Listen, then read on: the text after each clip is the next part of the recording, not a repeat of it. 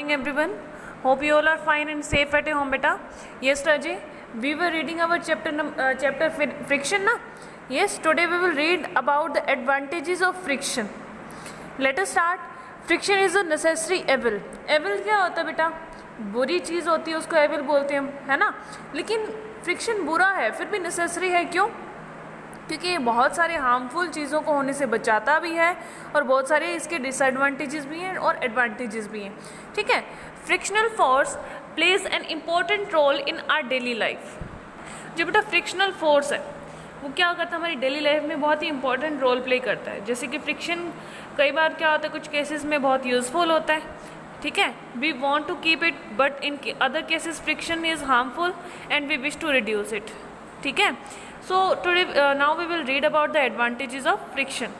First is friction enable us to walk without slipping. Friction की वजह से हम बिना स्लिप हुए बेटा चल पाते हैं. ठीक है. We are able to walk on ground because friction between the sole of our shoes and ground prevent us from slipping over the ground. हमारे शूज़ का जो सोल है ना, जिसके इसका बॉटम है वो और ग्राउंड के बीच में फ्रिक्शन होता है. इसी वजह से हम क्या करते हैं बेटा, ग्राउंड के ऊपर स्लिप नहीं हो पाते और बिना किसी प्रॉब्लम के इजीली उसके ऊपर चल पाते हैं. ठीक है. ये कैसे होता है? In order to take a step forward during walking we lift one foot over the ground and push the ground backward with the other foot. अब हम क्या करते हैं बेटा, वॉकिंग के टाइम पे एक पैर हमारा आगे रखते हैं और दूसरे पैर से क्या करते हैं, हम ग्राउंड को पुश करते हैं बैकवर्ड साइड में. ठीक है. If there were no friction between the sole of our shoes and ground, तो क्या होता अगर फ्रिक्शन नहीं होता तब कि then our shoes on the ground would slip backward. तो हमारे शूज़ क्या करते बेटा, बैकवर्ड स्लिप हो जाते और जिससे कि हम गिर जाते हैं ना. Since we push the ground backward, the force of friction acts in opposite direction. अब हमें पता है बेटा, देखो कि मोशन के अपोजिट डायरेक्शन में फ्रिक्शन एक्ट करता है. ठीक है. तो हमने जो ग्राउंड को बैकवर्ड पुश किया तो फ्रिक्शन उसके अपोजिट पुश लगेगा ना. ठीक है. तो फॉरवर्ड डायरेक्शन में लगेगा and prevent our foot from slipping backward, और हमारी फुट को बैकवर्ड स्लिप होने से बचाएगा. ठीक है.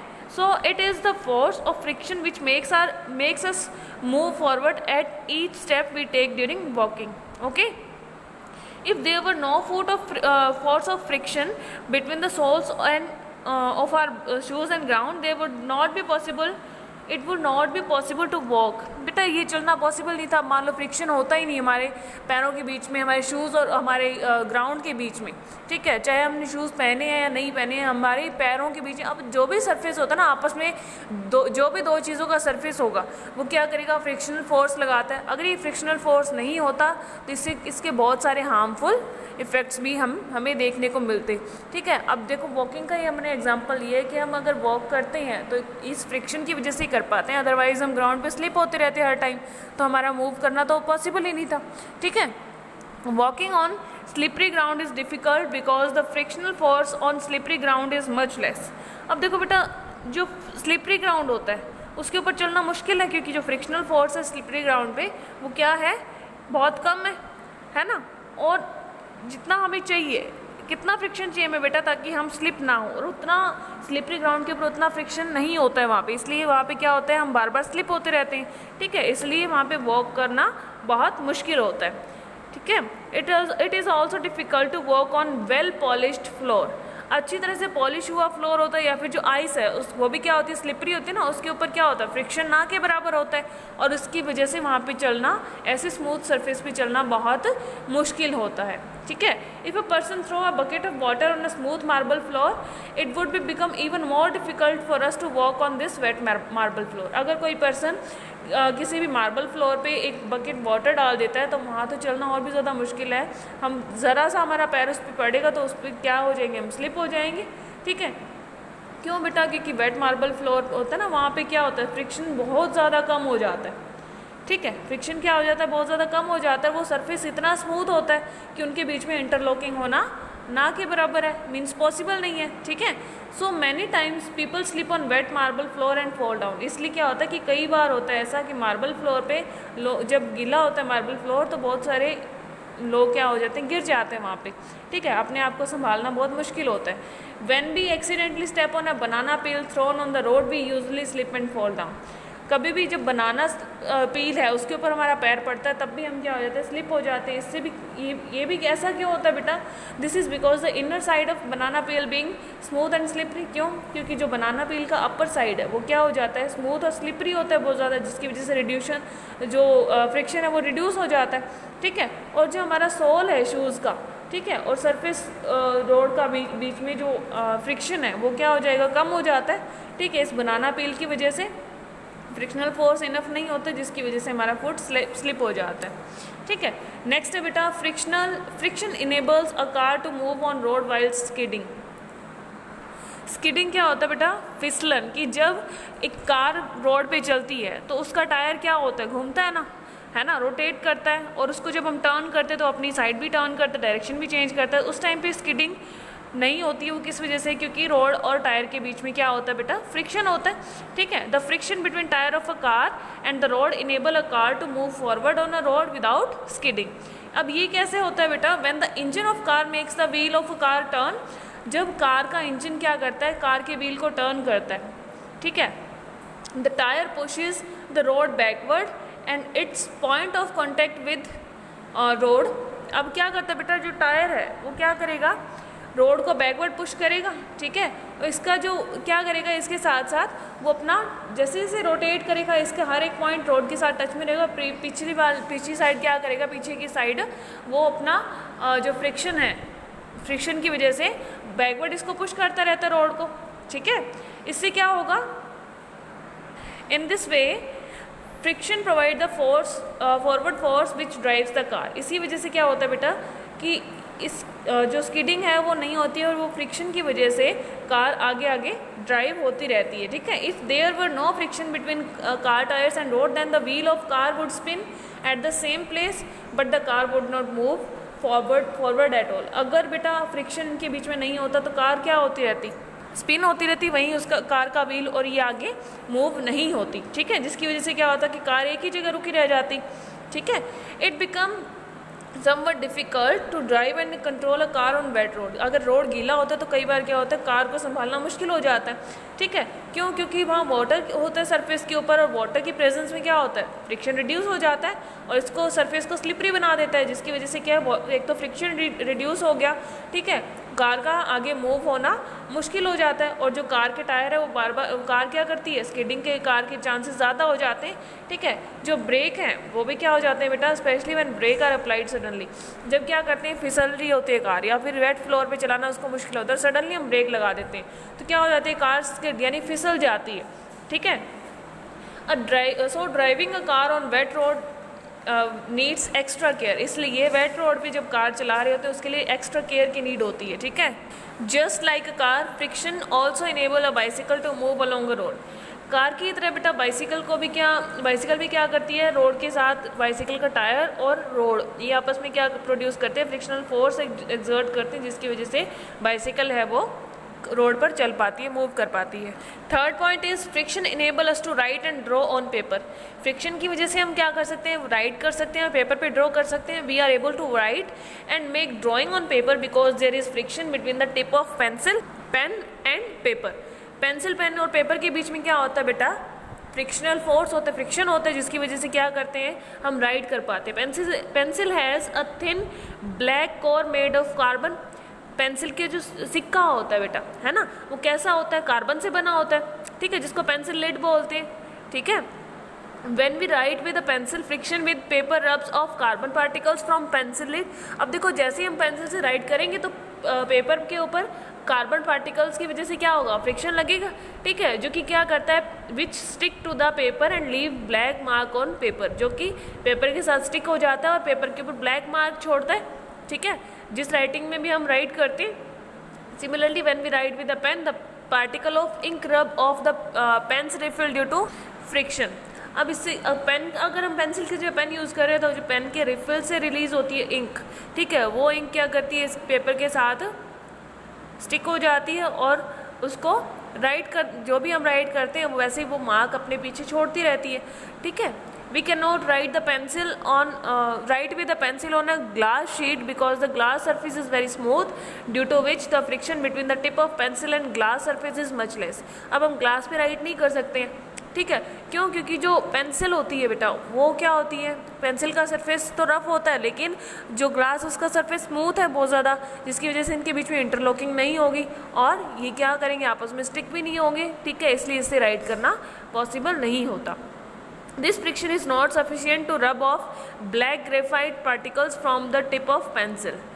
अब इसी यहाँ पे फ्रिक्शन सफिशिएंट नहीं है इतना कि जो पेंसिल है उसके ग्रेफाइट पार्टिकल्स हैं उससे हम क्या कर सके, ग्लास के ऊपर राइट कर सके या फिर उसको रब ऑफ कर सके ग्लास के साथ। ठीक है। A teacher is able to write on black board with chalk dust due to friction. अब देखो ब्लैक बोर्ड और चौक के बीच में भी क्या होता है बेटा, फ्रिक्शन होता है। ठीक है, जिसकी वजह से टीचर, कोई भी टीचर है, कोई भी पर्सन है उस बोर्ड के ऊपर राइट कर सकता है। फिफ्थ पॉइंट क्या है हमारा, friction enable us to pick up and hold things in our hand. अब फ्रिक्शन की वजह से हम क्या कर सकते हैं बेटा, किसी भी चीज़ को उठा सकते हैं और अपने हाथों में पकड़ सकते हैं। जैसे कि हम ग्लास टम्बलर है उसको हमने हैंड्स में पकड़ सकते हैं ना, because of friction, because glass tumbler है और हमारे हाथ के बीच में क्या है, फ्रिक्शन है। ठीक है। अगर आउटर सरफेस ग्लास टम्बलर का ऑयली है या ग्रीसी है, ठीक है, जब हम कुकिंग कर रहे होते हैं तो ऑयल लग जाता है या फिर हमारे हैंड गिले हैं, ग्लास गिला है, तो इसको होल्ड करना मुश्किल हो जाता है, हमारे हाथ से स्लिप हो जाता है। ठीक है, this is because the presence of film of oil, means oil की परत होने की वजह से वहाँ पे फ्रिक्शन कम हो जाएगा और कम होने की वजह से ग्लास टम्बलर हम हमारे हाथ से छूट सकता है। ठीक है, लेस फ्रिक्शन की वजह से ऑयल ग्लास टम्बलर है जो वो हमारे हाथ से छूट जाएगा। ठीक है। और फ्रिक्शन होता है, जो कुल्हड़ होता है बेटा, कुल्हड़ क्या होता है, मिट्टी से बना होता है। ठीक है, तो उसको पकड़ना ग्लास टम्बलर से ज़्यादा ईजी है। क्यों? क्योंकि वहाँ पे क्या है, उसका सरफेस इतना स्मूथ नहीं है ना। ठीक है, और हमारे हाथ और फ्रिक्शन के बीच, उसमें कुल्हड़ के बीच में क्या है, अर्थन पॉट के बीच में फ्रिक्शन बहुत ज़्यादा है, जिसकी वजह से क्या है, उसको होल्ड करना ईजी हो जाता है। ठीक है। सिक्स्थ क्या है, nails can be fixed in a wall. अब नेल्स है बेटा वो फ्रिक्शन की वजह से, यानी कील क्या कर सकते हैं हम, उस वॉल के अंदर फिक्स कर सकते हैं, वुड के अंदर फिक्स कर सकते हैं फ्रिक्शन की वजह से। ठीक है, कैसे करेंगे, जब हम हैमर करते हैं नेल के ऊपर तो वो वॉल के अंदर फिक्स होती रहती है ना। ठीक है, क्यों? क्योंकि जो सरफेस है, नेल का सरफेस है और वॉल का है, वो नेल को टाइटली क्या करेगा, पकड़ के रखता है। ठीक है, विदाउट फ्रिक्शन नेल को हम फिक्स नहीं कर सकते हैं वहाँ पे। नेल्स और screw and are also held in wood by friction. अब ये क्या है, वुड के अंदर भी इसको हम फिक्स कर सकते हैं फ्रिक्शन की ही हेल्प से, फ्रिक्शन की वजह से ही ऐसा फिक्स कर पाते हैं ना हम इसको। If there could not make any furniture, sorry, if there were no friction then nails and screw could not be used to hold pieces of wood together and hence we could not make any furniture। अगर बेटा इनके बीच में friction ना होता तो nails और screw है वो उसको वुड के पीसेस को होल्ड नहीं कर पाते, जिसकी वजह से कोई भी फर्नीचर बनाना पॉसिबल नहीं था। ठीक है, इसीलिए क्या होता है कि जो नेल्स और स्क्रूज होते हैं वो क्या करते हैं, चीज़ों को होल्ड करके रखने में हमारी हेल्प करते हैं। ठीक है। Friction enables knots to be tied in string ropes, in other words knots in ropes are held together by friction. अब नॉट्स क्या होती है बेटा, गांठ लगाते हैं जब हम इसको किसी भी स्ट्रिंग को, रोप को जब क्या करते हैं, बांधते हैं, उसके अंदर गांठ लगाते हैं, तो इससे क्या होता है बेटा, फ्रिक्शन की वजह से वो क्या करती हैं, एक दूसरे के साथ ऐसे रहती हैं। ठीक है। Friction enable a person to climb a tree और pole without sliding down at the time all the time. अब क्या होता है बेटा, ट्री के ऊपर या पॉल के ऊपर फ्रिक्शन की वजह से एक पर्सन क्या कर सकता है, चढ़ सकता है। ठीक है, बिना स्लाइड किए हुए। एन ऑयली और greasy pole has much less friction. अब ऑयली या ग्रीसी पोल होगा तो उसके ऊपर बेटा फ्रिक्शन कम होगा। ठीक है, तो हमारे लिए इसके ऊपर ऐसे पोल के ऊपर चढ़ना बहुत डिफ़िकल्ट होता है। ठीक है। Friction enable a ladder to be leaned against a wall and not slip down to the floor. अब फ्रिक्शन क्या होता है बेटा, फ्रिक्शन की वजह से लैडर है वो वॉल के साथ हम उसको लगा सकते हैं और उसको बिना स्लिप हुए उस फ्लोर के साथ साथ हम क्या कर सकते हैं, वो फ्लोर के ऊपर स्लिप नहीं होती। क्यों? क्योंकि लैडर का सरफेस है, लैडर का बॉटम और ग्राउंड है, उसके बीच में क्या है, फ्रिक्शन है, जिसकी वजह से वो वहाँ पे टिकी रहती है। ठीक है। Friction help in the construction of building. Friction की वजह से बिल्डिंग की कंस्ट्रक्शन हो पाती है। ठीक है, अगर फ्रिक्शन ना होता तो कोई भी बिल्डिंग कंस्ट्रक्ट नहीं की जा सकती थी। ठीक है, फ्रिक्शन की वजह से ही क्या होता है कि जो ड्राइविंग मशीन के बेल्ट्स होते हैं बेटा, यहाँ क्या है, फैक्ट्रीज़ के अंदर बड़ी बड़ी मशीन्स को ड्राइव किया जाता है, खींचा जाता है उन बेल्ट्स की हेल्प से, तो इसी वजह से होता है कि फ्रिक्शन होता है वहाँ पे, तो इसीलिए हम इसको क्या कर पाते हैं, ड्राइव कर पाते हैं, खींच पाते हैं इन मशीन्स को। ठीक है। Without friction belt would not drive machine. और बिना फ्रिक्शन के बेल्ट क्या करते, मशीन को नहीं ड्राइव कर सकते थे। ठीक है। Friction enable us to light a match stick. अब देखो मैच स्टिक, मैच बॉक्स क्या होता है, मैच बॉक्स का ये वाला जो सरफेस है देखो यहाँ दिखाया गया, ये क्या होता है, रफ होता है, और ये जो इसके ऊपर क्या होता है, मैच स्टिक के ऊपर। अब देखो बेटा इसमें क्या है, मैच स्टिक के ऊपर जो केमिकल होता है वो क्या करेगा, इस सरफेस के साथ जैसे उसको स्ट्राइक कराएंगे इनके बीच में फ्रिक्शन होगा, और इसी रफ साइड की वजह से क्या होगा, यानी इसी फ्रिक्शन की वजह से वो बर्न हो जाता है हीट की वजह से। ठीक है, जैसे इसके ऊपर रब करेंगे हीट प्रोड्यूस होगी फ्रिक्शन की वजह से, और उसके बाद ये मैच स्टिक फायर कैच कर लेती है। ठीक है, नेक्स्ट है बेटा friction enable us to cut wood with a saw. अब एक सो क्या होती है बेटा, आरी होती है, आरी की हेल्प से हम क्या कर सकते हैं, वुड को कट कर सकते हैं, ये भी क्या किसका पॉसिबल है, फ्रिक्शन की वजह से। ठीक है, अब देखो नेक्स्ट क्या है, डिसएडवांटेजेस ऑफ फ्रिक्शन। फ्रिक्शन के डिसएडवांटेजेस क्या हैं बेटा, friction wears away the sole of our shoes. अब जैसे कि हम ग्राउंड पे इन जूतों को पहनकर चलेंगे या फिर हमारा व्हीकल का टायर मूव करता है तो उससे क्या होगा कि घिसते रहते हैं, है ना, वियर अवे हो जाते हैं, वियर आउट हो जाते हैं, फट जाते हैं। ये क्या होता है, फ्रिक्शन की वजह से होता है। जो रफ सरफेस है उसके साथ बार बार उसके अगेंस्ट रब होने की वजह से ये क्या हो जाते हैं बेटा, इनके सोल्स हैं या टायर्स हैं वो वियर आउट हो जाते हैं। ठीक है, चाहे किसी भी व्हीकल के टायर हो, कार के, ट्रक के, बाइसिकल के। ठीक है बेटा, नेक्स्ट है friction wear out the rubbing machine particles. Friction क्या करता है, फ्रिक्शन की वजह से रबिंग मशीन पार्टिकल्स हैं उन वो भी क्या हो जाती हैं, टूट जाते हैं या वियर आउट हो जाते हैं। There are many moving particles in machine, जैसे कि गियर्स वगैरह वो घिस जाते हैं ना। ठीक है, क्योंकि बार बार वो एक दूसरे के साथ क्या करेंगे, रब करेंगे। ठीक है, तो वहाँ फ्रिक्शन जनरेट हो रहा है, फ्रिक्शन की वजह से वो टूट जाते हैं उनके पार्ट्स। जैसे कि ball bearing of bicycle, bicycle की बॉल बियरिंग है वो टूट जाते हैं, घिस जाते हैं, वोर्न आउट।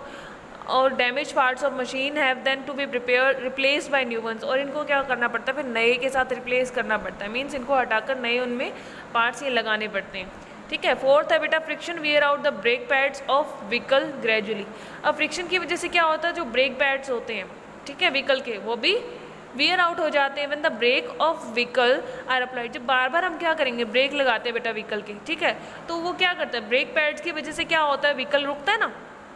ठीक है, एंड मूविंग पार्ट ऑफ जो व्हील का जो मूविंग पार्ट है उसको डिस्क होता है, डिस्क के ऊपर ब्रेक लगता है जब, तो वो रुक जाते हैं। ठीक है, जिसकी वजह से क्या है, जो बार बार इनके बीच में फ्रिक्शन जनरेट होगा और इसी फ्रिक्शन की वजह से वो वियर आउट हो जाते हैं। ठीक है, अब देखो यहाँ पे पिक दिखाई गई है फर्स्ट के new brake pad of bicycle. Bicycle का एक न्यू ब्रेक पैड है और काफ़ी दिनों के बाद, कुछ मंथ्स के बाद देखते हैं कि वो ब्रेक पैड क्या हो चुका है, एक साइड से घिस चुका है। ठीक है, इसी जो किस वजह से होता है बेटा, फ्रिक्शन की वजह से होता है। ठीक है, फिफ्थ क्या है, friction wear out steps of staircases in buildings and foot over bridges. अब देखो यहाँ पे अगर बहुत पुरानी कोई स्टेयर है, ठीक है, तो उस पर हम देख सकते हैं पैनों से बने हुए निशान देख सकते हैं, ये बार बार पहले तो इक्वल थी, नहीं क्या होती है, इक्वल होती है बिल्कुल, और बार बार इसके ऊपर पैर रखने की वजह से क्या होता है, फ्रिक्शन जनरेट होगा और ये क्या हो जाएंगी, यहाँ से घिस जाएंगी, है ना, जिसकी वजह से क्या है, ये वियर आउट हो जाती है। ठीक है, चाहे रेलवे स्टेशन है, चाहे ब्रिजेस हैं, कहीं भी हम इनको देखते हैं ना, बहुत सारे लोग बार बार लार्ज नंबर ऑफ पीपल वहाँ पे चलते हैं। ठीक है, ब्रिज के ऊपर, तो वहाँ पे क्या होता है, वो जगह फ्रिक्शन की वजह से वियर आउट हो जाती है। फ्रिक्शन प्रोड्यूस हीट विच में डैमेज मशीन। फ्रिक्शन की वजह से बेटा हीट प्रोड्यूस होती है जो कि मशीन्स को डैमेज कर सकती है। हम अगर अपने हाथों को भी बहुत तेज़ी से रब करें ना एक दूसरे के अगेंस्ट, तो कुछ सेकंड के बाद हमें वार्म फील होना स्टार्ट हो जाता है। वो किस वजह से होता है, क्योंकि फ्रिक्शन क्या करता है कि हमारे हाथों के बीच में हीट प्रोड्यूस कर देता है। ठीक है, वैसे क्या होता है, बहुत मिक्सर होते हैं, ग्राइंडर होते हैं, अगर वो कुछ मिनट के लिए चला लिए जाएँ तो जार होता है बहुत गर्म हो जाता है। ठीक है, हीट प्रोड्यूस हो जाती है, और जो मूविंग पार्ट है मशीन के एक दूसरे के साथ रब होते हैं, उसकी वजह से भी हीट प्रोड्यूस होती है, जिसकी वजह से काफ़ी बार मशीन डैमेज भी हो जाती है। Friction reduces the efficiency of machine. Efficiency of machine क्या होता है बेटा, वो जब अच्छे से वर्क कर रही होती है तो उसकी एफिशिएंसी, उसको इजीनेस से वर्क करना मुश्किल हो जाता है फ्रिक्शन की वजह से। क्यों, क्योंकि some of energy supply to run machine is wasted in overcoming friction. कुछ जो मशीन की एनर्जी है ना, वो फ्रिक्शन को रिमूव करने में, फ्रिक्शन की वजह से क्या होती है, थोड़ी कम हो जाती है। ठीक है, क्योंकि एनर्जी वहाँ पे लग रही है फ्रिक्शन पे। ठीक है, तो कुछ एनर्जी तो यहीं वेस्ट होगी है, और कुछ एक एनर्जी क्या बचेगी फिर उस मशीन को ही क्या करेगी, जनरेट करने में लग जाएगी। कुछ एनर्जी क्या होगी, कुछ उसको मशीन के अंदर हीट जनरेट होगी। ठीक है, उसके अंदर वो एनर्जी चली जाएगी, कुछ क्या होगी, फ्रिक्शन की वजह से वेस्ट हो जाती है, जिस वजह से क्या होता है, एनर्जी का वेस्टेज ज़्यादा होता है, और जो जिसकी वजह से क्या होगा बेटा, मशीन की एफिशिएंसी है वो कम हो जाती है। मीन जितना काम मशीन दे सकती है उतना काम नहीं दे पाती है, इसी फ्रिक्शन की वजह से। Friction slows down motion, friction की वजह से मोशन कम हो जाता है। कोई भी गाड़ी है, बस है, एरोप्लेन, बोट, शिप, कोई भी कुछ भी है, हम भी इवन चल रहे हैं, तो क्या होगा बेटा, इस वजह से कि जो फ्रिक्शन है उसकी वजह से मोशन कम हो जाता है।